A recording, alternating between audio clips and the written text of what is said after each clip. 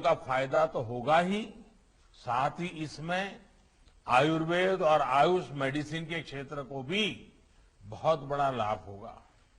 साथियों, लंबे समय तक देश की सरकारी सोच में स्वास्थ्य को सिर्फ बीमारी और इलाज का ही विषय माना गया, लेकिन स्वास्थ्य का विषय सिर्फ बीमारी से मुक्ति इतना नहीं है और इलाज तक भी सीमित नहीं है, बल्कि ये देश के पूरे आर्थिक और सामाजिक ताने बाने को प्रभावित करता है।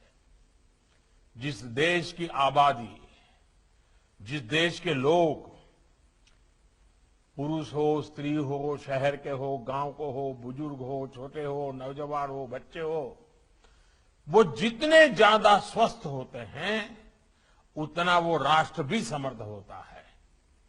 उनकी ताकत बहुत उपयोगी होती है, देश को आगे बढ़ाने में, ऊर्जा बढ़ाने में काम आती है। इसलिए हमने इलाज की सुविधा बढ़ाने के साथ ही उन बातों पर भी जोर दिया है जो बीमारी की वजह बनती है।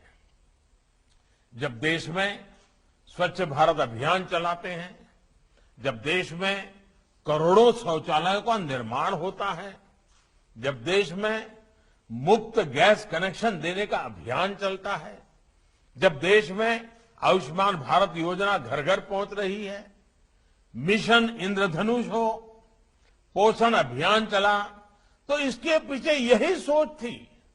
हमने हेल्थ को लेकर टुकड़ों टुकड़ों में नहीं, बल्कि एक संपूर्णता की सोच के साथ एक होलिस्टिक तरीके से काम किया। हमने योग को दुनिया में नई पहचान दिलाने के लिए प्रयास किए।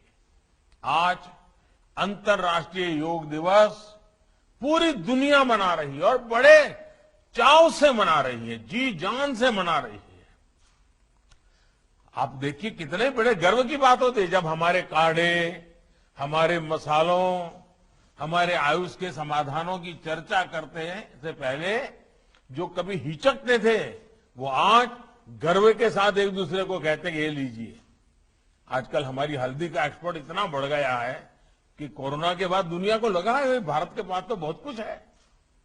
आज दुनिया भारत का लोहा मान रही है, हमारी परंपरागत ट्रेडिशनल मेडिसिन का लोहा मानने लगी है।